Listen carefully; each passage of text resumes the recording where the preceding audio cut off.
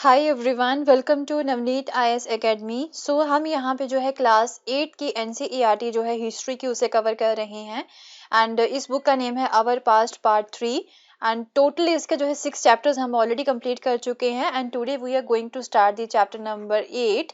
And इसमें हम जो है डिफरेंट जो कारीगर थे यहाँ पे, जो क्राफ्ट पर्सन होते हैं, वीवर्स हो गए जैसे, तो उनके बारे में बात करेंगे ड्यूरिंग द ब्रिटिश इंडिया से पहले उनकी क्या सिचुएशन थी, या फिर अगर हम बात करें कि ब्रिटिशर्स के समय में यहाँ पे जो है उनके साथ क्या होता है, वो सारी चीजें हम यहाँ पे कवर करेंगे इस पर्टिकुलर चैप्टर में।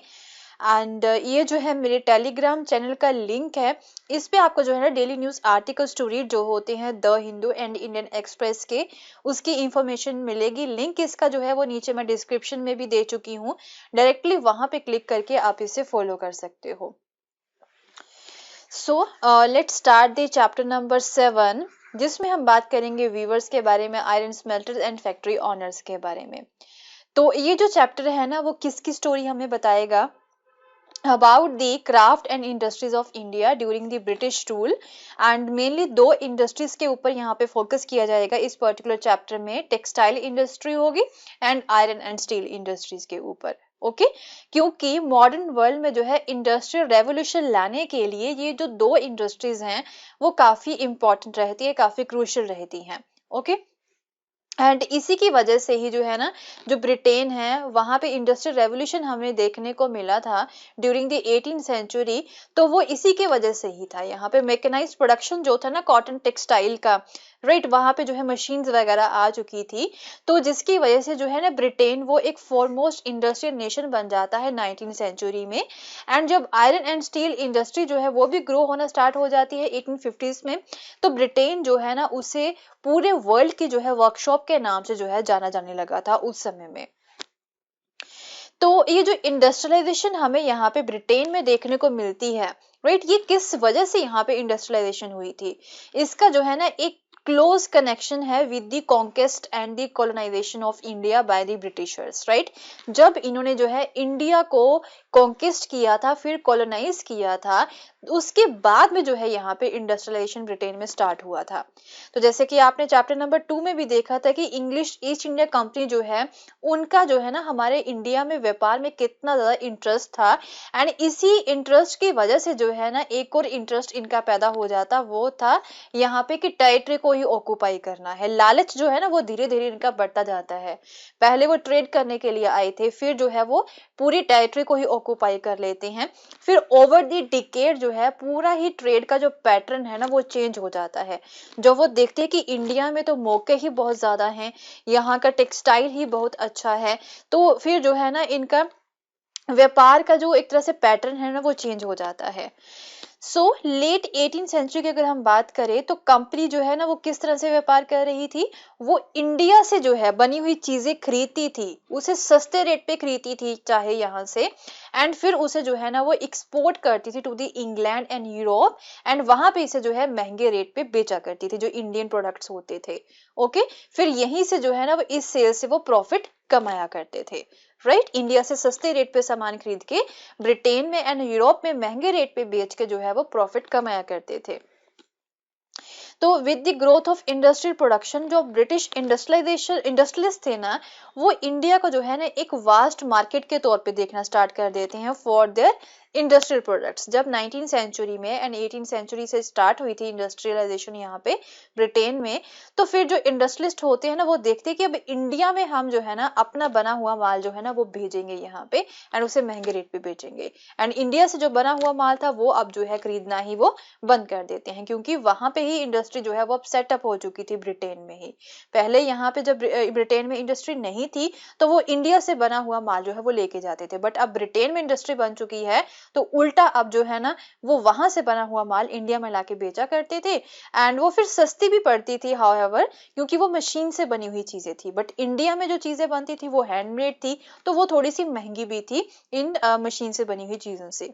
ओके तो जिसका जो है ना इंडिया के वर्कर्स के ऊपर, इंडिया के वीवर्स के ऊपर, या फिर iron smelters and factory owners के ऊपर बहुत ही बुरा प्रभाव पड़ता है जब ब्रिटेन में इंडस्ट्रियलाइजेशन यहाँ पे हो जाता है। Okay and over the time जो मैन्युफैक्चर्ड गुड्स थी ना फ्रॉम द ब्रिटेन वो इंडिया में आना स्टार्ट हो जाती हैं। तो इससे इंडिया क्राफ्ट एंड इंडिया के इंडस्ट्री के ऊपर क्या इफेक्ट पड़ता है, तो यही क्वेश्चन जो है हम यहाँ पे इस चैप्टर में एक्सप्लोर करेंगे। जो ब्रिटेन से बनी हुई चीजें, मशीन से बनी हुई चीजें जो होती हैं ब्रिटेन में, वो इंडिया में यानी स्टार्ट हो जाती हैं, तो इंडिया की मार्केट के ऊपर इसका क्या प्रभाव पड़ता है। तो सबसे पहले हम टेक्सटाइल प्रोडक्शन जो है ना, उसकी जो है डिटेल वे में उसे पढ़ेंगे। यहाँ पे हर एक वर्ड को भी यहाँ पे समझने की कोशिश करेंगे, टेक्सटाइल इंडस्ट्री से रिलेटेड जो वर्ड्स हैं। तो टेक्सटाइल प्रोडक्शन के ऊपर हम यहाँ पे फोकस करेंगे। तो अगर हम बात करें 18th सेंचुरी की, around 1750, before the British conquered Bengal, Bengal को कॉन्कर करने से पहले इंडिया जो है ना वो कॉटन टेक्सटाइल्स का जो है लार्जेस्ट प्रोड्यूसर था, राइट। तो कॉटन के कपड़े जो होते हैं उसका लार्जेस्ट प्रोड्यूसर था इंडिया। एंड इंडिया का जो कपड़ा है ना वो उसकी फाइन क्वालिटी एंड काफी अच्छी क्राफ्टमैनशिप की वजह से जो है ना काफी ज्यादा फेमस था पूरे ब्रिटेन में एंड इवन पूरे यूरोप में भी। ओके तो साउथ ईस्ट एशिया में जो है इसका व्यापार होता था, वेस्ट एंड सेंट्रल एशिया में भी जो है इसका व्यापार यहाँ पे हुआ करता था। तो 16th सेंचुरी में यूरोपियन ट्रेडिंग कंपनीज थी ना, वो इंडिया का जो टेक्सटाइल है वो जो है वो यहाँ से खरीदा करते थे, उसे जो है यूरोप में जाके वो बेचा करते थे, वहां पे उसे महंगे रेट पे बेचते थे, इस तरह से वो प्रॉफिट कमाते थे, राइट। तो ये जो मेमोरीज है ना, यहाँ पे हमें कहाँ से पता चलता है इन चीजों के बारे में कि वो यहाँ पे आके सामान खरीदा करते थे। तो ये हमारे पास जो है ना काफी सारे जो है टेक्स्ट अवेलेबल हैं, मेमोरीज अवेलेबल हैं, एंड उनको पढ़ के ही जो हिस्टोरियंस है ना वो हमारे सामने ये सारी चीजें प्रोवाइड करवाते हैं कि ऐसे हमारा पास था। तो वही मेमोरीज जो है ना फ्लरिशिंग ट्रेड की एंड क्राफ्टमैनशिप की, इंडियन वीवर्स के, तो उसे जो है ना एक तरह से इंग्लिश के जो राइटर्स थे उन्होंने भी जो है इसे लिख के रखा हुआ, संभाल के रखा हुआ है, एंड दूसरी लैंग्वेजेस के जो राइटर्स है उन्होंने भी यहाँ पे जो है मेमोरीज जो है वो लिखी हुई है, मीन जो है यहाँ पे टेक्स्ट जो है ना वो इस ट्रेड के बारे में लिखे हुए हैं। तो यहाँ पे जब हम जो है इन टेक्स्ट को पढ़ने की कोशिश करते हैं, तो जो उस समय के व्यापार के बारे में बताते हैं, तो उन टेक्स्ट को अगर आप पढ़ोगे ना तो हमें कई सारे वर्ड्स जो है ना data related to the textile production वो हमें देखने को मिलते हैं। ओके सो उन्हीं पहले वर्ड्स को समझने की कोशिश करेंगे कि जो वर्ड्स है ना वो उनका मीनिंग क्या है यहाँ पे data related to the textile production. Okay जो उन्होंने यहाँ पे बुक्स में लिखे हुए हैं। तो ये जो वर्ड्स है ना यहाँ पे जिनके बारे में हम बात कर रहे हैं, they tell us the histories, वही हमें जो है ना हिस्ट्रीज बताते हैं। तो आइए देखते हैं। European traders first encountered the fine cotton cloth from India carried by the Arab merchants। तो इन यूरोपियंस को जो है ना इंडिया के कपड़े के बारे में कहाँ से पता चला था, कॉटन क्लॉथ के बारे में। जो अरब मर्चेंट्स थे ना वो इसे एक तरह से प्रेजेंट डे इराक में जो है लेके जा रहे थे। तो वहां पे जो है मौसुल एरिया है, तो वहां पे इन्होंने जो है ना यूरोपियंस ने इस कपड़े को देखा था, राइट। तो मौसुल एरिया से जो है मौसुल एरिया में इन्होंने इस कॉटन क्लॉथ को देखा था। तो फिर जो है ना वहीं से जो है इस फाइनली वोवन टेक्सटाइल को ये जो लोग है ना वो मुस्लिम बोलना स्टार्ट कर देते हैं, क्योंकि मौसुल एरिया में देखा था तो वहीं से जो है ये मुस्लिम बोलना स्टार्ट कर देते हैं कॉटन के कपड़े को। तो एक तो ये वर्ड हो गया। दूसरा, आप जब पोर्टुगीज जो है सबसे पहले इंडिया में आते हैं स्पाइसेस की सर्च में, तो वो कैलीकट में लैंड हुए थे, केरला कोस्ट में in the south west India. तो यहाँ से जो है ना वो कॉटन टेक्सटाइल जो है वो वापस लेके गए थे यूरोप में अलोंग विद द स्पाइसेस। तो फिर जो है ना क्योंकि वो कैलीकट में लैंड हुए थे, वहीं से वो कपड़ा लेके गए थे, तो फिर जो पोर्टुगीज है ना वो यहाँ पे कैलिको बोलते हैं इस कॉटन टेक्सटाइल को। तो अपनी अलग अलग मेमोरीज के अकॉर्डिंग जो है अपने उनके जो है अलग हिस्ट्रीज यहाँ पे जुड़ी हुई हैं। फिर जिस लैंड पे जो है उन्होंने इस कॉटन क्लॉथ को सबसे पहले देखा था, उसी लैंड के नेम से जो है उन्होंने इसे नेम दे दिया था। वो कैलीकट में उतरे थे, कैलीकट से यहाँ पे जो है वो कॉटन का कपड़ा लेके जाते हैं, तो वो इसका नाम कैलिको रख देते हैं, right. So there are many other words which point to the popularity of Indian textile in the western market। तो इस तरह से कई और वर्ड्स जो हैं वो यहाँ पे यूज किए गए हैं इन बुक्स में। So English east India company जो है उन्होंने भी जो है अपने कलकत्ता में 1730 में रिप्रेजेंटेटिव भेजे थे, एंड वहां से जो है काफी कपड़ा जो है ना वो लेके गए थे। काफी ज्यादा जो पीसेस होते हैं ना क्लॉथ के वो यहाँ से लेके गए थे। जो ऑर्डर था ना, यहाँ पे एक ऑर्डर बुक भी मिली है इन्हें हिस्टोरियंस को, उस ऑर्डर बुक को पढ़ने की वो कोशिश कर रहे हैं, वहीं से जो चीजें बताने की कोशिश कर रहे हैं।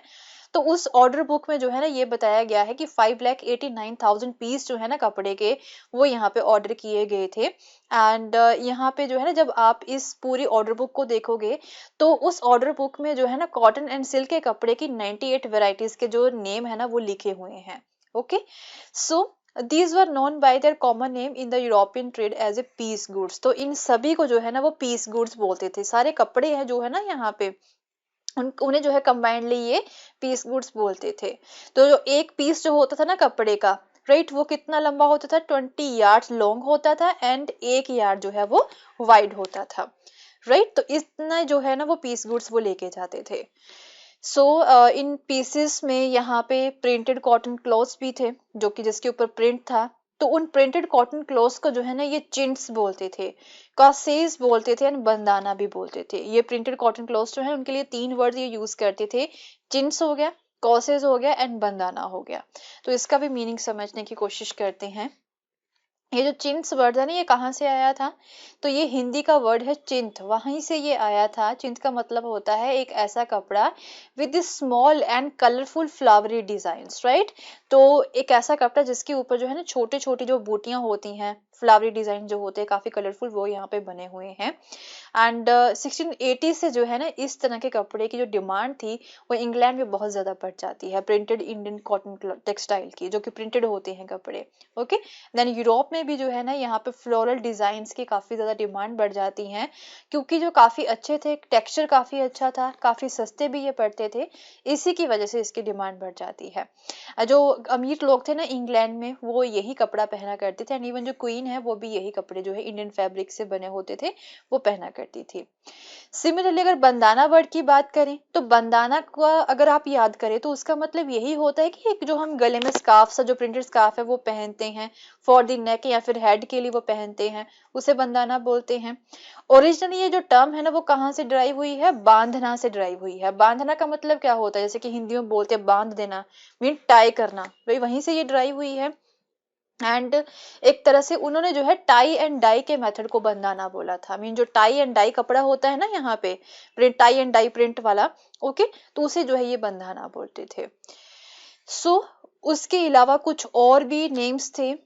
उसके कपड़े का जो नाम था ना उसके प्लेस ऑफ ओरिजिन के नाम से रखा हुआ था, कासिम बाजार, पटना, कैलकाटा, उड़ीसा, चारपुर। तो इस तरह से जो है डिफरेंट नेम्स इन्होंने यहाँ पे दिए थे डिफरेंट कपड़े को। So the widespread use of such words show how popular Indian textile had become in different parts of the world। तो इतने सारे words यहाँ पे use किए गए हैं, तो इससे हमें यही पता चलता है कि पूरे वर्ल्ड में इंडिया का जो टेक्सटाइल था वो कितना फेमस था, कितना ज्यादा वो पॉपुलर था। ओके, सो ये जो चैप्टर है ऑल्दो आपको पता ही है थोड़े से लेंथी होते हैं एंड थोड़ा सा आपके लिए होच पोच ना हो, ज़्यादा बोरिंग ना हो, तो मैं इसे जो है 2-3 पार्ट्स में डिवाइड करती हूँ हर एक चैप्टर को। एंड ये भी चैप्टर जो है 2-3 पार्ट्स में ही कंप्लीट होगा। सो मिलते हैं अपने नेक्स्ट पार्ट में। एंड अगर आपको मेरा कोर्स पसंद आया तो इसे शेयर करना ना भूलें। Thank you so much, have a nice day, bye bye.